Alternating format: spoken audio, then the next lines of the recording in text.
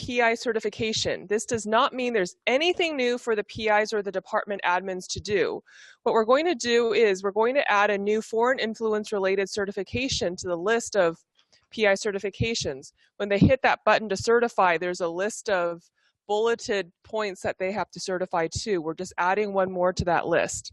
And it's going to say, I attest that all known foreign affiliations and outside activities have been disclosed in the proposal/application as required by the sponsoring agency, and that those activities have been disclosed to the COIC, COI offices as applicable.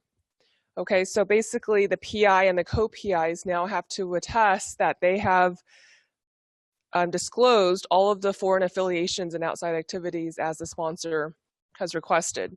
This is becoming an increasingly important area for us. So we want to make sure that we have those certifications in place. All right, another development is that we can now accept Gates Foundation funding again.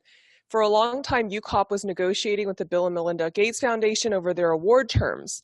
And we've come up with a kind of a workable solution. So UCOP has created guidance to deal with the Gates Foundation IP license requirements. So the Gates Foundation requires us to grant them a license to use our funded developments from the project. Now this is something the university is very sensitive about. So we have created a campus procedure to go along with the UCOP guidance to allow us to accept Gates Foundation funds. And we do get quite a bit of Gates Foundation funds, so we are glad we can move forward with this.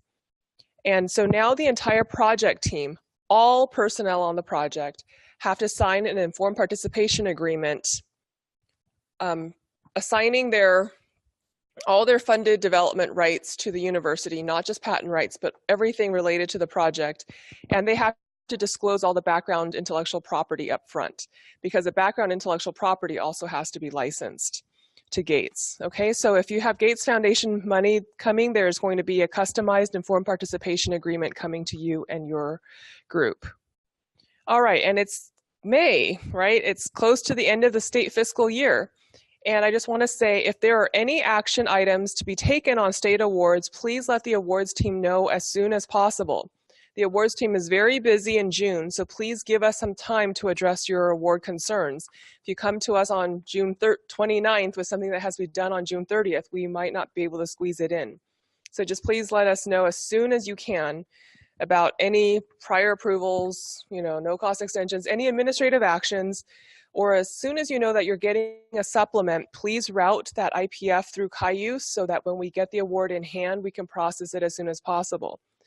And I just want you to let you know, most of the time we have to return our partially executed awards before the end of June because the state wants to sign by the end of June. So we have to send it to them probably a week before the end of June. Okay, so the timelines are pretty tight. Okay, are there any questions for awards? 86 people online. Anybody with questions for state awards or otherwise? No awards. Okay. Cindy, do you have anything? Any updates? Okay. Then at this time, I'll turn it over to Brian Russ, awards team lead, about NSF Code of Conduct.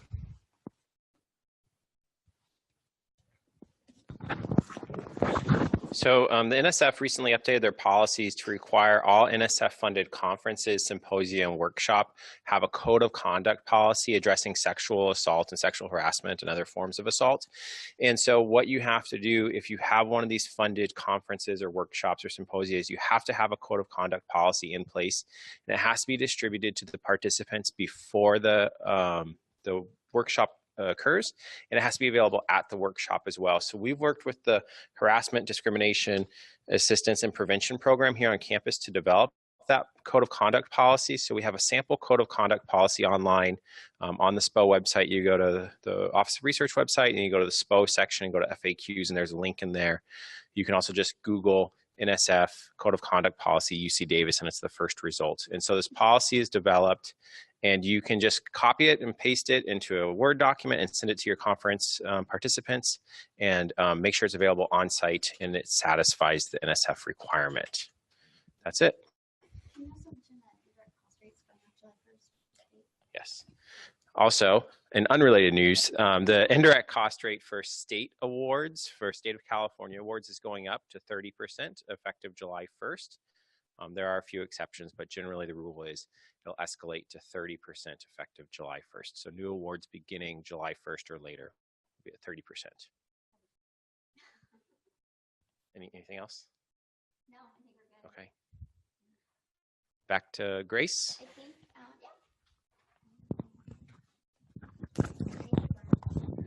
Okay, thanks, Brian. I think next on the agenda is James Ringo from Contracts and Grants Accounting with updates.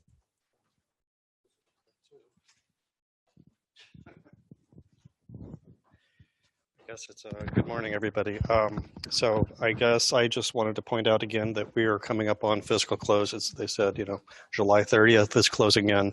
Two things that, we really ask you to take a look at are trying to clear off any of your overdrafts so that we can have clean closes on those funds, not have to move those overdrafts over to your dean's office accounts where they then have to cover those deficits. So that's one thing. The other thing that we really need you to do is to do everything you can in order to get your subaward, either get the invoices in related to your subaward so you can get those paid during the current fiscal year, or get some kind of information so that you can record an accrual so that we can capture the correct expenses for this fiscal year. We'll be sending out our list in a couple of weeks, I imagine, to point you to places where you have open subawards with balances, so you can figure out whether or not you just need to get some invoices processed, or do some additional communications. I think that's pretty much it. That's kind of a repeat from last time, but that's what I've got. We do have a couple of vacancies that we're trying to work through, so thank you for bearing with us as we're trying to get some staff in place. Any questions in? I don't think so. Wow. Okay. Usually we have lots of questions. Yeah. They usually wait till I go sit down. Maybe they're just waiting. Go sit down. Okay, so I think everybody's really busy, and this will be a short forum unless anybody has any questions. Going once, going twice? Oh, okay. Cassie has an update on training. Here's Cassie. So another very short topic, but I do have a flyer for those who are here in person, and it'll be on our website with the Research Administration Forum materials. But I just wanted to make sure everyone knows that we offer training sessions most Thursdays in our office over here from 9 to 11. So please check out our training website, see if there's anything you're interested in attending. And then in addition to that, I just scheduled all of the staff development classes for the upcoming fiscal year that we teach in Davis. And we're working on the Sacramento ones right now. But the Davis ones are in the LMS. And the first one is scheduled actually in August. So check it out, register if there's anything that you'd like to attend. And that is all that I have. So. Any questions for anyone in the room? Grace or James or anybody?